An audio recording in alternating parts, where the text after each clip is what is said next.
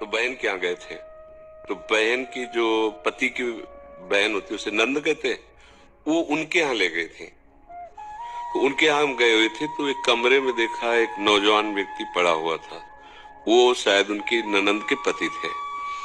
तो उनको पता नहीं क्या लगा, भगवान की प्रेरणा, हम तो बच्चे ही थे, तो हमें बुलाया, ऐसे नजदीक गए तो रोने लगे। उनका बच्चा अब हमारी कोई बात नहीं सुनता तो हमारे मन में है आपसे बता दें।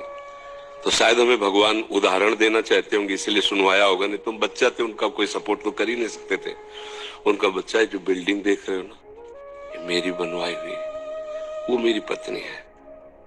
और तो टाकीज के सामने मेरी चाय समोसा पान इसकी दुकान थी। मैं सुबह से शाम तक मेहनत करता, तो यही पत्नी हमारे मोजे जूते उतार करके और हमें प्यार करती थी। हमारे शरीर में लकवा मार गया, अब मैं उठ नहीं सकते। बोले 2 रोटी से ज्यादा भोजन नहीं देती और कहती ज्यादा देंगे तो बार बार शौच करोगे, हमें फेंकना पड़ेगा। बोले हमको मारती भी है, हमसे बात नहीं करती, चिल्लाते रहते हैं, हमारे सामने दूसरे पुरुष को बुलाती, बात करती ऐसा। बोले किससे कहूं, अगर कहूं तो मारेगी आकर के, कहना नहीं। तो हम बच्चे थे पर वो बात हमारे दिमाग में, हम बार बार सोचा इस विषय कि मेरे से क्यों कहा। शायद मुझे शिक्षा भगवान दिलाना चाहते थे, एक उदाहरण हमारे दिमाग में।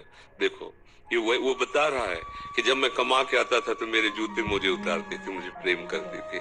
आज वही पत्नी है, मेरा ही सब वैभव है, मुझे रोटी भर पेट है, क्योंकि लकवा मार गया, शरीर बेकार हो गया, अब वो पड़ा ऐसे। अब उस व्यक्ति का कौन मित्र होगा? कोई प्यार से बात, तभी तो हम बच्चे थे, हमें बुलाया, कोई प्यार से बात नहीं कर सकता। वही व्यक्ति है जिसने अपने जीवन को सजाने की चेष्टा की। लेकिन एक मित्र है जिसको नहीं जानता था, इसीलिए अगर उस मित्र को जानता होता तो उसको रोना नहीं बनता, वो केवल उसी से बात करता और जीवन बदल जाता। वो कर तुम अकर तुम